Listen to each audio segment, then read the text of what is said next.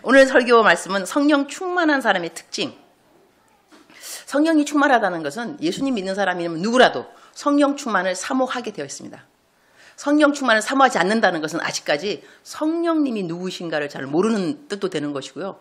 성령님이 하시는 일, 그 다음에 성령님으로부터 내가 성령님 하신 그거를 경험한 것이 별로 없는 사람들은 성령 충만의 사모함에 대해서 간절함이 없을 수밖에 없습니다. 성령님을 모르니까. 내가 우리는 누굴 만나고 싶어도 그 사람이 나에게 얼마만큼 좋은 사람인지, 내가 또 만나고 난 다음에 얼마만큼 내가 수혜자가 될 수 있을지, 나를 도와줄 수 있는 힘이 되는 그런 사람을 만날 수 있다면은 만나기를 사모하게 될 겁니다. 만나는 것이 기다려지고. 그런데 그걸 잘 모르게 된다면 만나나 마나 안 만나도 괜찮고 만날 필요도 없고 이게 그 만남 자체가 시큰둥하니 별로 의미가 없습니다. 그러나 성령님을 이미 만난 사람들은요, 성령으로 충만하기를 사모하는 것은 이거는 당연하다고 생각합니다. 그래서 우리 가운데 지금 성령 충만이 뭐야? 난 그런 거 잘 모르는데 이런 분들은 오늘 설교 말씀을 듣고 난 다음에 성령 충만에 대해서 사모함이 들어가야 됩니다. 그래서 설교하는 이제 저의 목적이 된다면 성령 충만을 정말 사모하는 사람이 되었으면 좋겠다. 그리고 성령 충만 이미 사모하고 있는 분들은 나는 오늘 성령이 충만한가? 성령이 충만하지 않은가? 요즘 나는 성령이 충만한가? 이게 자가킷, 코로나 우리 시대를 겪을 때 자가킷, 자기 스스로가 진단해본 자가킷이 있었거든요. 그거 해갖고 양성 나오고 음성 나오면 하여튼 양성 나오면 있었죠, 그죠? 그거 다 해보셨을 거예요. 저 그거 엄청 많이 했습니다. 특히 코로나 겪을 때는 이게 언제 낫는가 싶어가지고 매일 자가진단 매일같이 하면서 오늘 그거 언제 음성 나올까 이거 어느 날 딱 음성 나오는 날 이야 다 끝났다. 코로나 끝났다. 그래서 자가킷 하면서 스스로가 내가 이 병에 걸려 있느냐 아니면 병이 이제 나았는가 볼 수 있는데 오늘 같은 경우는 스스로 성령 충만의 자가킷이 무엇이 될 수 있을까를 생각해 볼 때 첫 번째는 오늘 본문 말씀은 아닌데요. 베드로하고 요한 이야기를 잠깐 하고 싶은 게 뭐냐면 성령 충만한 사람들을 우리가 성경에서 보고 특징을 잡는다 한다면 그들은 어떻게 했는가를 보면서 우리가 특징이라고 할 수 있을 것 같아요. 성령 충만한 사람이 이렇게 했으니까 우리도 이렇게 하면 되겠다. 내지는 우리도 이런 일이 생기면 성령 충만한 거구나. 이렇게 생각할 수 있으니까. 그래서 베드로하고 요한이 성령이 충만했을 때 그들은 어떤 일을 했느냐. 이제 그들은 베드로하고 요한이 이제 성전에 올라갈 때 어떤 일이 있었냐면은 나면서 못 걷게 된 일을 사람들이 메고 왔어요. 나면서부터 못 걸었으니까 이 사람이 이제 성전에 그 앞에서 구걸을 할 수 있는 거죠. 구걸. 그래서 데리고 오면은 그래서 이 사람이 이제 구걸을 하려고 그런데 베드로하고 요한이 이제 들어가니까 주목하여 부른 거예요. 그러니까는 베드로가 요한과 더불어 주목하여 이르되 우리를 보라 그래서 일단은요 보라 그랬는데 그 구걸하던 그 거린이죠. 날 때부터 못 걷게 된 이 사람이 베드로하고 요한을 보게 된 거예요. 보니까는 그때 베드로하고 요한이 뭐라냐면 베드로가 이르되 은과 금은 나에게 없지만 내게 있는 것으로 너에게 주노니 나사렛 예수 그리스도의 이름으로 일어나 걸으라 그랬어요. 놀라운 일인데 그러니까 그 사람이 그러면서 오른손을 잡아 일으키니까 그 사람이 발과 발목에 힘을 얻고 일어나 걷게 된 거예요. 이건 기적 같은 일이 생긴 거죠. 왜냐하면 이 사람은 날 때부터 못 걷게 된 사람이니까 이런 걸 기적이라 그러는 거예요. 그 사람들이 놀라가지고 와 기적이 일어났다. 그러면서 이제 베드로하고 요한한테 모여들었겠죠. 모여들어가지고 어떻게 이런 일이 생겼냐. 그러니까 그때 베드로가 뭐라 그런 거 아니? 이스라엘 사람들아 이 일을 왜 놀랍게 여기느냐. 마치 이것이 우리 개인의 권능과 경건으로 이 사람을 걷게 한 것처럼 왜 우리를 주목하느냐 그랬어요. 그러면 성령이 충만한 사람들은 무슨 어마어마한 일이 일어나고 기적 같은 일이 일어나고 아주 교회에서도 막 부흥이 일어났을 때 내가 한 거야. 이런 사람이 아니라는 거지. 일단은. 왜 나를 보느냐. 왜 내가 설교를 잘해서 교회가 부흥한 것처럼 왜 나를 주목하느냐. 그 다음에 교회에서 또 우리 성도님 같은 경우는 왜 당신은 나를 주목하십니까? 내가 교회 헌금을 많이 해서 교회를 건축한 것처럼 나를 주목하지 않게 만드는 사람들이 바로 성령 충만한 사람의 특징입니다. 근데 문제는 어디 있느냐? 사람들은 왜 나를 주목하지 않느냐? 여기가 문제인 거, 그죠? 아니, 내가 우리 교회에 와서 어떠한 수고와 내가 힘쓰을 했는데 왜 너 나를 알아주지 않아? 그래서 많은 분들은 많은 분이라고 보라면 어떤 분들은 교회를 떠나는 이유가 뭐냐면 나에게 주목하지 않기 때문에 교회를 떠납니다. 이 뜻은 무엇인가 하니 그 사람은 성령이 충만하지 않은 사람이라는 증거입니다. 왜냐하면 나를 왜 주목하느냐 이렇게 하면서 주목하는 것을 두려워할 줄 알아야 되는데 왜 주목하지 않느냐 이렇게 되니까 이런 사람들은 성령 충만하지 않은 사람께 하게 된다면요 이렇게 됩니다. 교회 섬기면서 시험 드는 사람, 섭섭한 사람. 내가 그렇게 열심히 목사님을 섬겼는데 목사님이 나 안 알아준다. 그 다음에 내가 그렇게 열심히 설교를 준비했는데 성도들이 내 설교에 은혜를 안 받는다. 하여튼 내가 주목되지 않았기 때문에 섭섭한 마음이 생겼단다면 스스로 이제 진단하기를 내가 성령이 충만하지 않아서 섭섭한 마음이 들어왔구나 생각 드는 거예요. 섭섭한 마음은 뭐냐면 내게 사람들이 주목해주지 않기 때문에 생기는 마음이 섭섭한 거거든요. 나한테 감사하지 않고 나 알아주지 않고 이러니까. 그래서 일단 우리 교회에서 이 섭섭한 마음이 들었다 한다면 나는 성령 충만하지 않다라고 하면 아주 정확한 자기 진단이 되겠습니다. 할렐루야. 오늘부터 이 섭섭한 사람 아무도 없을 겁니다. 왜냐하면 스스로 내가 병 걸렸다고 말하고 싶은 사람 없는 거니까. 안 그렇겠어요? 코로나 진단됐다가 딱 받으면 나 코로나야 말하기 좀 어렵거든요. 그죠? 왜냐면 코로나면 나를 피하게 돼 있잖아. 그죠? 성령 충만 안 하면 교회에서 섭섭하다 그러면 이 섭섭하다는 말은요 또 전염이 됩니다. 아주 나쁜 말들은 전염이 왜 이렇게 빨리 되는가 몰라요. 나 이래서 교회 가기 싫어. 섭섭해. 그래 나도 그래. 우리 같이 가지 말자. 알았어요. 같이 안 가면 되겠죠. 그러면 이제 안 되고. 그러니까 자기에게 주목하는 이것을 어려워할 줄 아는 사람들, 두려워할 줄 알고 꺼려하는 사람들이 성령 충만한 사람들이구나라고 우리가 알 수가 있고, 자 그래서 이러한 사람들이 나에게 주목하는 것을 어려워하는 사람, 성령 충만한 사람 특징인데 오늘 본문 말씀은 누가 나오냐면 스데반이 나옵니다. 지금 베드로하고 요한이 성령 충만 받았을 때의 특징으로 왜 나를 주목하느냐 이렇게 말했다는 것을 일단 상고하고 기억하면 기본으로 일단 좀 깔아보고, 두 번째로 이 스데반의 이야기를 하게 되면요, 스데반은 성령이 충만했다 그랬습니다. 그러니까 벌써 이 성경 본문 말씀에서 성령이 충만한 스데반을 우리가 알게 됩니다. 이 사람이 성령이 충만했구나. 근데 성령이 충만했던 이 스데반은 어떻게 상황을 이해하고 또한 거기에 대응하고 리액션 반응하고 또 주위 사람들은 어떻게 했으며 그걸 좀 보면서 성령이 충만한 사람은 이렇게 할 수 있는 거구나를 보았으면 좋겠습니다. 그래서 우리 56절에 보면은 하늘이 열리고 인자가 하나님 우편에 서신 것을 보노라 그랬거든요. 그럼 성령이 충만한 사람들은 무엇을 보느냐? 환경을 보지 않고 하나님을 본다는 것입니다. 어떻게 생각하십니까? 바라보는 시선이 틀려요. 성령이 충만한 사람, 어떤 사람이 성령이 충만하냐? 우리가 함께 믿음 생활 하면서 우리가 서로가 압니다. 저렇게 힘든데, 사업이 저렇게 안 되는데, 그 다음에 집안이 저렇게 풍지박산인데, 애들이 저렇게 속을 썩이는데, 그런데 그 사람의 얼굴에는 환한 빛이 있고 또 말을 나요 할렐루야 그러니까 감사하죠. 모든 게 이 감사할 상황은 아닌 것 같은데. 근데 항상 감사하는 벌써 말 표현이 감사하고 그러면서 예수님 얘기하고 하나님은 정말 좋으신 분이세요. 하나님이 뭐가 좋아 도대체. 저 상황에서 하나님이 좋다고 말할 수 있는 것은 저건 기적 같은 일이다. 이렇게 이 성령이 충만한 사람들은 바라보는 시선이 성령 충만하지 않은 사람하고 다르다는 걸 알 수가 있습니다. 성령이 충만한 사람들은 하나님을 본다는 거죠.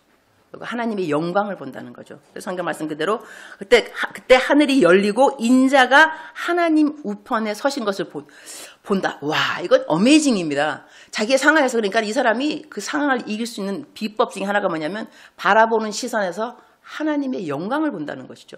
그리고 예수님께서 우편에 서신 것을 본다. 남들이 보지 못하는 것을 이 사람은 지금 보고 있는 거죠. 그리고 자기의 이 상황이 지금은 사람들이 보기에 좀 어려워 보이고 힘들어 보이고 억울해 보이고 하나님을 잘 믿는 사람인데 왜 하나님이 안 도와주는가, 그렇게 사람들로 하여금 의심의 여지, 그래서 속으로 한편 생각하기는 내가 하나님한테 영광을 못 드리는 건 아닌가, 영광을 좀 드려야 되는데 영광을 못 드리는 삶이 되는 거 아닌가, 이렇게 보여줄 수 있을지라도 언젠가는 이것이 하나님의 영광에 이르는 그 계기, 이 도로 내지는 과정이 되리라 하는 믿음이 이 사람에게 있다는 것입니다. 그래서 우리들은 스스로 생각해 볼 때 나는 지금 무엇을 보고 있는가를 생각해 볼 필요가 있어요. 제가 이제 얼마 전에 누구를 상담을 좀 했는데, 상담하는데 그 사람이 보니까 정말로 상황이 이 누가 보더라도 이건 예수님 믿는 사람한테 왜 이런 일이 생길까? 그것도 그 시간이 너무 오래 가니까. 또 잠깐이면 뭐 그렇거든요. 근데 너무나 오래 가니까 이제 이분이 무슨 샵 뭐 이런 거 하는데 오시는 손님들이 얘는 단골 손님들일 거 아니에요. 세월이 오래됐으니까는. 근데 그분들이 그런다는 거예요. 원장님 도대체 인생이 왜 이렇게 꼬였어? 좀 원장님 좀 잘 살아보는 좀 이렇게 좋은 소식 좀 듣고 싶은데 들려오는 소식은 항상 뭐 집안의 폭력, 그다음에 부모님과 갈등, 뭐 나도 잠시 그 분의 얘기를 들었는데. 이러고도 사람이 살 수 있는가 싶더라고요. 야, 나 같으면 도망갔어. 옛날에 도망갔다. 그런데 살고 있어요. 아주 그냥 견디고 살고 있어서 그래서 사람들이 그런다는 거예요. 하나님이 살아계시면 어떻게 원장님한테 이런 일이 생기냐. 그 말까지 들으니까 더 답답한 거예요. 왜냐하면 하나님의 영광 위에서 살아서 저보고 하는 말이 목사님 저도요. 사람들이 좀 나를 보면서 내가 좀 일이 좀 풀려서 아유 드디어 하나님이 원장님 도와주시네. 하나님 살아계시네. 이런 말 좀 저도 좀 들었으면 좋겠습니다. 그러더라고요. 내가 그 말 들으면서 원장님 그런 상황에서도 하나님을 계속 믿는다는 그것이 하나님 살아계시다는 증거 아닌가요? 그렇게 힘든데 하나님이 안 살아계신다면 누가 거기를 감사하면서 있겠어요? 하나님이 안 살아계신다면 떠났죠 옛날에. 하지만 우리 또 간증 들어보면요. 와 어떻게 저런 상황에서 하나님을 사랑한다 말하고 감사한다 말은 이건 하나님이 살아계시지 않으면 그렇게 말할 수 없습니다. 하나님이 살아계시니까 그분들이 그런 상황에서도 하나님이 도와주실 것입니다. 이러한 고백을 끝까지 할 수 있다는 것은 하나님이 살아계시지 않는다면 그 누가 그런 고백을 하겠냐고. 그래서 내가 그분한테 그랬어요. 하나님이 살아계시기 때문에 그대가 그 고백을 할 수 있다고 말을 하시기 바랍니다. 이제부터 그 손님들이 어떻게 하나님이 살아계시면 그렇게 말하면 대답을 하세요. 하나님이 살아계시니 내가 지금까지 내가 견디고 있는 겁니다. 하나님이 살아계시기 때문에 내가 하나님 믿고 그 상황에서 아직도 도망가지 않고 아직도 거기에 내가 남아있는 것입니다. 하나님이 살아계셔서 그렇습니다. 이 말을 좀 하라 그랬어요. 하나님께 영광을 올려드리는 이것은요. 성령 충만한 사람들은 내 환경을 보지 않는다는 것을 우리 스데반을 보면서 금방 알 수가 있고 그리고 스데반은 또 어떻게 하냐면 자기가 이렇게 매를 맞잖아요. 매를 맞고 돌을 맞고 이러는데 그러는 상황에서 이 자기를 그 핍박하는 사람들을 탓할 수 있습니다. 당연하게. 또 기도할 때도 하나님 안 되겠습니다. 다 죽여버리세요. 나를 죽이려고 하는 이 사람 다 죽여버리세요. 우리 베드로하고 요한을 이전 그러니까는 성령 충만하지 않았을 때 이 베드로하고 요한 보게 되면 요한 경우 자기가 그때 사마리아 땅을 지나가면서 복음을 증거했는데 복음을 증거한 거예요. 사람들이 예수님을 안 믿었습니다. 그러니까는 요한이 뭐라 하냐면 예수님 안 되겠습니다. 번개를 내려서 다 죽여버리라 했어요. 그래가지고 이 베드로가 아니라 요한의 별명이 우레의 아들이었습니다. 근데 성령 충만하지 않았겠죠. 그러니까 금방 이제 화가 탁 났을 때 이 탓하는 것을 내 말을 듣지 않는 분명히 내가 복음을 증거했으면 내가 능력의 종, 내가 예수님의 제자인데 이러한 내가 복음을 증거했으면 네가 잘 알아듣고 예수님 믿는다 그래야지. 뭐 안 믿어? 안 되겠군. 너 다 죽어버려. 여러분 지금 감동이 별로 없는 이유는 뭐냐면 이게 무슨 이야기야 하면 다시 말하면 내가 설교했다 이거예요. 임은미 선교사님께서 오셔서 설교를 했는데 여러분이 존다 이거예요.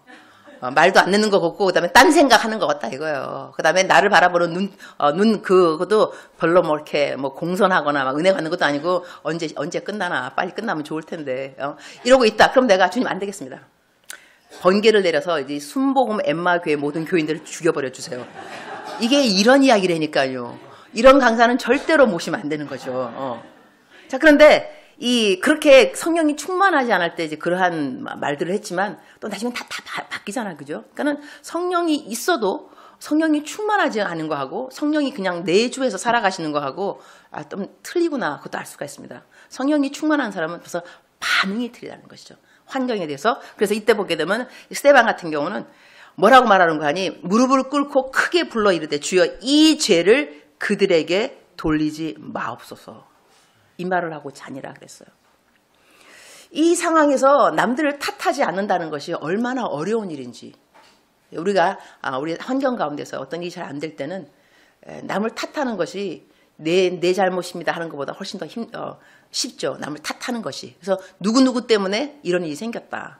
내 때문이 아니다. 누구 때문이다. 근데 성령이 충만한 사람들은 남을 탓하지 않는다는 것입니다. It's a beauty. 너무 아름다운 거 아닌가요? 분명히 남을 탓해야 마땅함에도 불구하고 이 상황은 남을 탓해야 하는 상황입니다. 이 사람은 잘못이 없습니다. 돌을 갖고 자기를 죽이는 이 사람들을 탓해야만 합니다. 그리고 하나님한테 기도할 때도 벌을 내리십시오. 무죄한 나를, 하나님을 경외하는 나를 이렇게 핍박하고 나를 죽이려고 하니까 이 사람들은 죽어야 마땅합니다. 이렇게 기도해도 됩니다.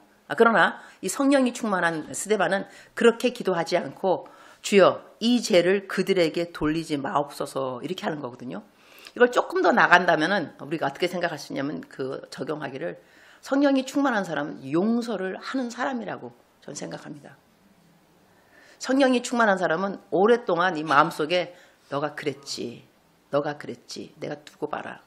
또 하나님한테 기도도 할 거다. 하나님께서 내 원수를 갚아줄 거다. 내가 직접 원수 안 갚아도 성경에 쓰여 있다. 하나님께서 갚아준다고. 내가 기도해서 하나님이 너한테 내 원수를 갚아주라고 할 거다. 용서하기가 참 힘든 사람이 사실 있습니다. 이것을 쉽게 우리가 용서 그냥 해 이렇게 말하는 사람은요 아직까지 용서를 얼마만큼 해야 되는 그 악한 일을 당해보지 않은 사람들입니다. 그런 사람은 용서가 얼마만큼 힘든 것을 알 리가 없습니다. 그래도 너무 쉽게 남들에게 내가 쉽게 용서가 된다고 해서 남들에게 용서 빨리 해. 다 그대를 위한 거 이렇게 말하는 것도 사실 조심스럽습니다. 아직까지 그대들은 그 사람이 무엇을 정말로 곧두루 겪었는지 내가 그 사람이 또 말 다 했겠어요. 할 말은 하고 또 안 할 말은 안 한 것도 많이 있을 겁니다. 오죽하면 용서가 안 되겠습니까? 하나님 잘 믿는데 오죽하면 용서가 안 될까? 얼마만큼 정말로 뒤였으면 학을 띄었으면 그러니까 그럴 상황인데 그럼에도 불구하고 성령이 충만한 사람들은 탓을 하지 않기 때문에 또 자연스럽게 용서가 갈 수가 있겠죠. 왜냐하면 우리가 용서가 안 되는 이유 중에 하나가 뭐냐면 그 사람은 탓할 만하기 때문에 그렇습니다. 그 사람이 잘못했습니다. 내 잘못이 아닙니다. 탓할 수 있는데 그런데 스데반 같은 경우는 탓할 수 있는 상황이 지금은 얼마만큼 탓할 수 있는 상황이면 자기 목숨이 걸려 있습니다. 나를 죽이는 상황입니다. 그냥 돈 떼먹고 그런 상황이 아니고 내가 지금 죽는 상황입니다. 내가 매를 맞아서 돌을 맞아서 내가 죽는 그 상황에서 이들을 탓하지 않는다는 것은 성령이 충만하지 않으면 이거는 불가능한 일이라고 생각하면 좋겠습니다.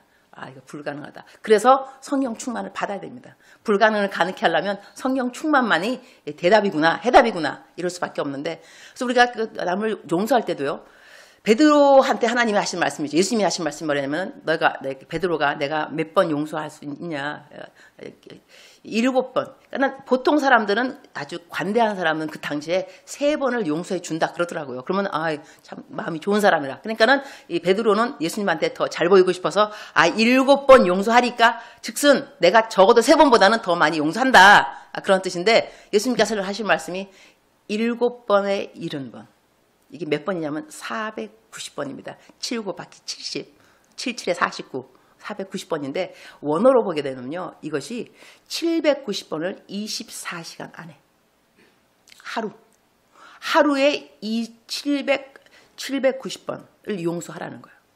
여러분 하루에 790번을 용서하는데 그 죄도요. 여러 죄가 다양한 죄가 아닙니다. 똑같은 죄. 똑같은 죄를 하루에 790번 짓고도 나에게 용서를 구하면 용서해 주라는 거예요. 제가 이거를 세워봤습니다. 계산을 해봤어요. 하루에 790번 죄를 지으려면 거의 2.98초, 2.98분, 그러니까 한 3분. 거의 3분마다 내가 죄를 져야 돼요. 똑같은 죄를. 거의 3분마다.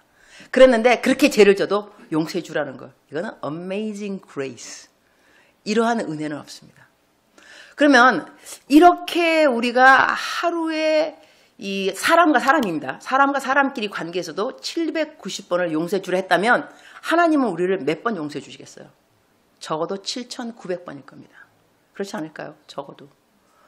그래서 하나님은 우리를 용서하시는 하나님이기 때문에 하나님 참 어메이징한 하나님이구나 생각할 수밖에 없고요. 그리고 성경 말씀에는 하나님이 이렇게 우리를 사유하신 이유가 있다 그랬습니다. 여호와를 경외하게 하려 합니다. 이렇게 용서해 준 하나님은 놀라운 하나님이구나. 하나님이 이럴 수 있을까? 하나님을 경외하지 않을 수가 없는 것이 내가 그만큼 용서에 대한 체험이 필요한 것입니다. 하나님이 나의 이 790번의 죄를 오늘 또 용서해 주셨어. 이렇게 그러한 용서를 내가 체험하는 사람이 성령이 충만하게 되면 나에게 해코지한 사람을 용서할 수 있는 여유가 생기게 됩니다. 나도 용서받았으니까. 나도 790번 오늘 또 똑같은 죄 지었는데 또 용서해 주셨는데 내가 너를 왜 용서 못 해주겠니? 그리고 성경 말씀에 그 고린도전서 13장에요. 사랑장이 쫙 나오는데 사랑은 오래 참고 사랑은 온유하며 거기서 사랑은 악한 것을 생각지 아니하며 이 말이 나옵니다. 악한 것을 생각지 아니하며. 근데 악한 것을 생각지 아니하며 이것이 영어로 어떻게 나오냐면 do not have a record of wrongdoing. 이게 무슨 뜻인가 하면 우리들에게 내가 그 사람이 나에게 잘못했다고 하는 레코드, 기록이 없다. 내가 그 기록을 없애버렸다가 악한 것을 생각지 아니하며. 그러니까 하나님께서는 내가 너의 하나님은 사랑이시라 그러면서 사랑은 악한 것을 생각지 아니하며 뜻이 뭐냐면 하나님은 우리가 지은 모든 잘못된 죄들에 대한 레코드, 기록이 없다. 놀라운 일입니다. 그러니까 우리가 기도할 때 하나님 지난번에 제가 1년 전에 지은 죄 자꾸 1년 전에 지은 죄 이야기하지 마세요. 하나님 잊어버리셨어요. 왜 자꾸 하나님 잊어버린 죄를 갖다가 하나님 그때 기억하시죠? 뭘 기억해? 뭐를. 하나님 기억 안 하신다니까. 우리가 짓는 죄는 매일같이 새로운 죄입니다. 이전 것은 지나갔으니 보라 새 것이 되었도다. 매일같이 새로운 죄. 하나님은 내가 또 똑같은 죄를 하나님은 너무 감사하게도 무슨 똑같은 죄? 나는 기억하지 않아. 악한 것을 생각지 아니하며 나는 너에 대해서 모든 나쁜 것 기록을 없애버린 지가 오래됐어. 어제 지은 죄잖아. 어제 또 없어졌지. 너 오늘 또 새로운 죄를 지었구나. 오늘 또 없애줄게. 그럼 우리는 당연하게 주님 이런 주님은 없습니다. 하나님 너무 감사합니다. 어떻게 나를 또 용서해 주시고 하나님 또 한번 살아보겠습니다. 죄 한번 정말 안 지어보겠습니다. 도와주세요. 이것이 정상적인 그리스도인의 죄로 또 씻김받고 또 회개하고 또 새롭게 또 태어나고 매일같이 새로운 피조물이 되고 이전 것은 지나갔으니 보라 새 것이 되었다. 이것은요 예수님 믿을 때 지나간 이전 것이 아닙니다. 바로 어제도 이전 것입니다. 교회 오기 전에 30분 전에 부부싸움 했어. 그냥 교회 갈까 말까 막 그냥 싸웠어. 그냥 내가 이래갖고 또 남편이 또 그래. 네가 그래갖고 여전대 회장이냐? 야 때려쳐라 때려쳐 그래 때려친다 그래 뭐 이렇게 하고 막 소리 했다가 딱 교회 오면 할렐루야 아유 네 목사님 네 장로님 또 집에 가면서 또 막 싸워요. 그러면서 할 수 있지만 여러분 그 30분 전에 나 자신의 모습도 이전 것은 지나갔으니 보라 새 것이 되었도다. 그것도 지은 죄, 푹 낸 거 이것도 또 지나간 죄가 된 거예요. 하나님은 놀랍습니다. 여러분 이래서 우리가 하나님 믿는 겁니다. 안 그러면 우리가 하나님 어떻게 믿겠어요. 하나님은 정말 놀라운 분이신데 자 이것을 우리 스데반은 미리 알았다는 것이죠. 그리고 한 부분이 나오지. 어떤 부분이냐면 58절에 보게 되면 아주 재밌는 사람 이름 하나가 나옵니다. 아주 특이한 분 이름이 등장하게 되는데요. 새롭게 등장하는 혜성같이 떠오르는 별이 하나 있습니다. 우리 58절 시작. 성 밖으로 내치고 돌로 칠세 증인들이 옷을 벗어 사울이라 하는 청년의 발 앞에 두니라. 사울이란 청년이 등장합니다. 스데반이 죽으면서 사울이란 청년이 등장하게 됩니다.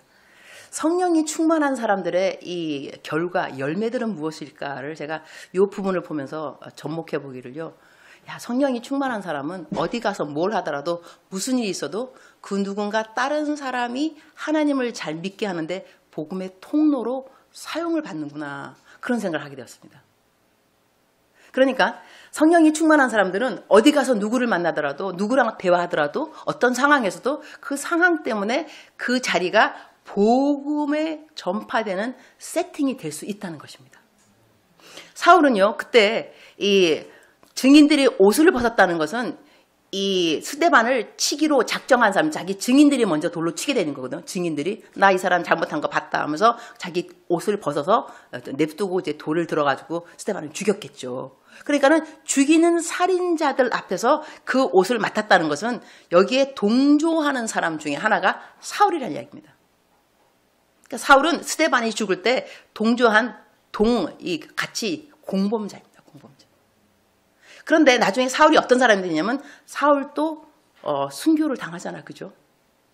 놀라운 일이고 우리의 복음을 전파하는 사람 치고 우리 복음 증거하는 사람 사도 바울 이거는 정말 복음의 증거자 대표자 누구냐? 사도 바울입니다. 근데 사도 바울이 어떻게 예수님을 만나게 되었느냐? 처음을 보게 되면 세팅에는 스데반의 죽음이 있었습니다. 스데반의 죽음을 증거하는 사람, 직접 본 사람. 그때 스데반이 안 들었겠어요? 아니 저기 바울이, 그때는 사울이죠. 사울이 들었을 겁니다. 스데반이 성령이 충만해서 하늘을 우러러 주목하여 본 모습도 보았고, 그리고 영광과 하나님 예수님 우편에 서신 것도 보고 또 말하되 보라 하늘이 열리고 이 말하는 것을 사울은 들었을 것입니다. 그때 들었으면서 무슨 생각을 했을까요? 쟤는 정말 죽일 놈이야. 하나님의 이름을 욕되게 했어. 그걸 다 듣고 그러니까 사람들이 자기 앞에 그 옷을 벗어서 둘 때도 그래 내가 맡아줄게 가서 죽이고 와. 내가 맡아줄 테니까 너 죽이고 와. 이렇게 동조한 사람의 그 세팅이 누구로 말미암고 시작되었는가? 성령 충만한 스데반의 죽음이 그에게 복음의 통로가 될 수 있었다는 것입니다. 그러면 우리가 지금 우리들의 삶에 적용을 어떻게 할 수 있냐면요. 나는 지금 사람들이 나를 주목하여 주기를 원하는가 먼저 물어봐야 되고요. 그러면 나가 성령 충만이 아직까지 안 됐구나. 성령 충만하게 된다면 사람들이 나를 주목하지 않는 것이 당연하고 감사하고 와 다행이다. 나를 주목하지 않으니까. 이렇게 되면 참 좋을 것 같습니다. 근데 나는 이 설교를 준비하면서요. 또 나는 이 설교 준비하면서 또 얼마나 또 은혜를 또 혼자 받는데 나는 주님이 정말 좋아요. 난 그 설교 준비하는 것도 저에게는 짐이 아닙니다. 저에게는 힘입니다. 난 설교를 준비하는 자체가 힘입니다. 설교 준비하면 너무 재밌습니다. 뭐 이런 것도 막 성경 충만 그러면 이렇게 그 성경책 그런 거 있거든요. 인덱스 찾아보기 있어요. 그러면은 오늘 내가 하고 싶은 말이 충만 그러면 충만하면은 충만에 대한 성경 구절이 쫙 나오는 거거든요. 그러면은 그거 막 드실 때마다 너무 재밌어요. 이게 짜집기 붙이고 편집 이게 하는 거니까 너무 재밌어. 근데 뭐 주목하다 이것도 막 은혜 받는가 그래. 성령님 충만하게 되면 나를 주목하지 않는 것이 나를 주목하게 할 필요가 없구나. 그러면서 또 이제 내가 설교 준비하면서 근데 주님 나를 주목하라고 암만 그냥 나를 보라 그래도 나를 안 보기 때문에 이거는 주목 하나 안 하나 별 상관이 없는 거 아닌가요?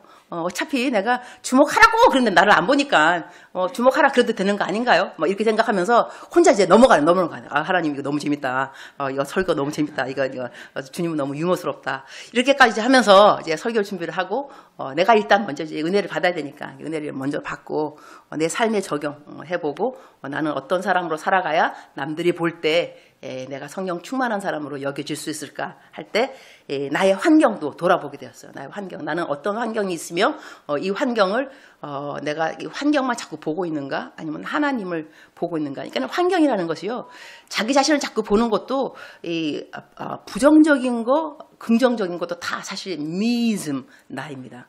잘하면 내가 잘했다고 생각해서 나 너무 잘했어. 나에 대한 포커스거든요. 난 설교자니까 설교를 너무 잘했어. 반응이 너무 좋았어. 사람들 많이 은혜 받았어. 막 구원 받았어. 와 신난다. 감사하다. 그러면 이것도 나에 대한 그 포커스 주목입니다. 내가 잘했다는 것이죠. 자, 못한 것도 마찬가지입니다. 내가 오늘 왜 그런 실수를 했을까? 그런 말 하면 안 되는데. 이러니까 하여튼 나는 여기가 문제라니까 문제. 그럼 또 나를 이제 혼자 막 이렇게 자학하는 거죠. 정죄하고 그러면서 그럼 여기 또 보면 또 누가 또 주인공이냐? 또 내가 또 주인공이야.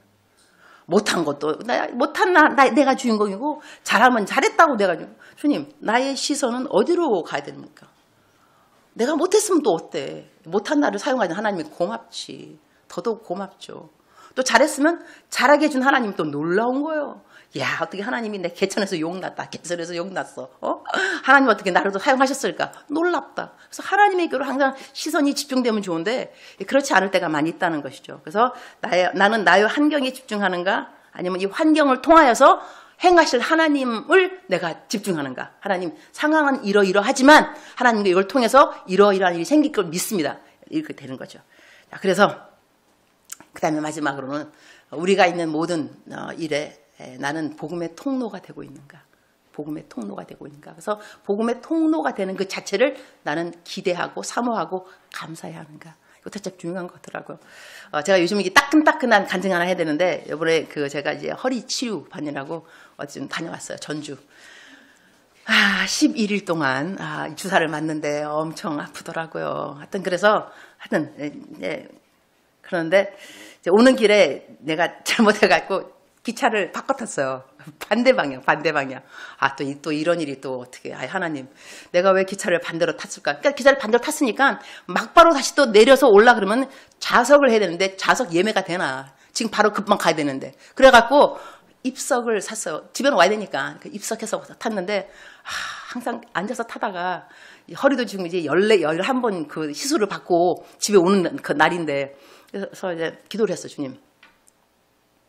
나에게 이런 일을 허락하실 때는 이유가 있을 겁니다. 왜 내가 기차를 반대로 탔을까요?